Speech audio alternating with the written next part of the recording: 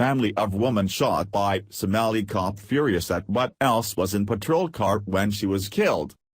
Our police force has a notoriously difficult job.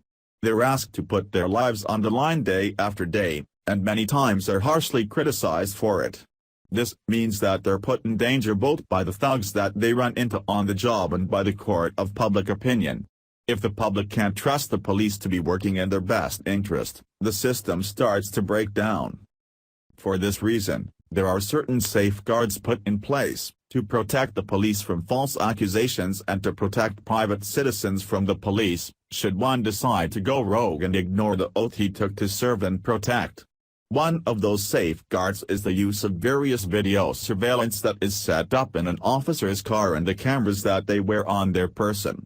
Those cameras can validate the officer's account of an event if they're in use. Unfortunately, in the case of an innocent Australian woman who was shot by police, none of those video cameras were in use at the time of her death. The woman in question had called the police to the scene because she thought someone else might need help, and she was shot by one officer while talking to another. Her family wants to know why there is no recording of the shooting, and why the cameras that were available weren't in use at the time of the shooting. Via GOP The Daily Dose. Mohammed Nur, the Muslim police officer who shot dead Australian woman Justine Damon in a Minneapolis alley, had little more than 2 years' experience on the force. Mr. Nur, the first Somali police officer at Minneapolis. The Muslim officer shot Justine Damon after she called 911 to report the rape, had 3 complaints and a federal lawsuit against him. Officer Mohammed Nur shot the 40-year-old bride-to-be multiple times from the passenger seat of his squad car while she spoke to his colleague on the driver's side in a back alley.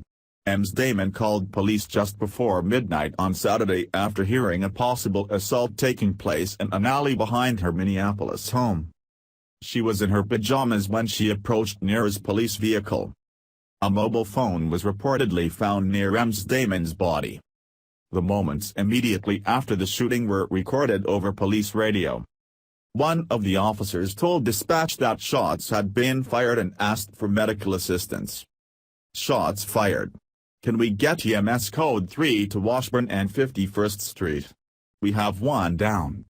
A code 3 is a call for vehicles to respond using their lights and sirens. The officer told dispatch they were starting CPR on the victim, before adding, "There are no suspects at large." The officer then asked where their backup was, to which the dispatcher responded, "EMS is coming, rescue is coming." That dispatcher confirmed police had heard the sound of shots being fired in the west, and 2 shots had been heard in the east. Another officer then said, "We heard those sounds from the station. Those were probably aerial fireworks." Ms. Damon's death from a police gun has also generated widespread media coverage across the U.S. Officer Nur and his partner's body cameras were not turned on and their police car dashboard camera did not capture the incident. It is not clear why the officer's body cameras were not turned on. The department phased in body cameras for all of its officers over the last year. There's no dash-cam video of the incident, nor is there police body camera footage to explain what caused Nur to freak out and open fire on an unarmed woman with no apparent provocation. Both Nur and his partner are on paid administrative leave pending an investigation.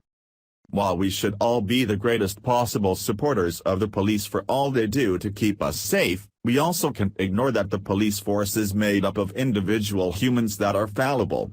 We trust them as long as they remain trustworthy, and it's sad to think of, but this officer may not be trustworthy.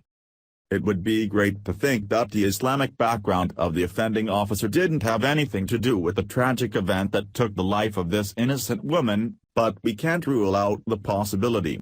History has shown us that the Muslim faith is one that supersedes most national loyalty. Hopefully, that's not the case here, but you can be assured that it will be thoroughly investigated. This could have all been an honest mistake, something that the officer did with the right intent, but we have no record of that because all we have are his word and a dead body. The fact that the video equipment was available and not in use doesn't look good for the officer in question, and when paired with his already spotty past and a federal investigation, it might be time to reevaluate this officer's status on the force. Thanks for watching. Please subscribe Breaking News 365 channel. Goodbye and see you again.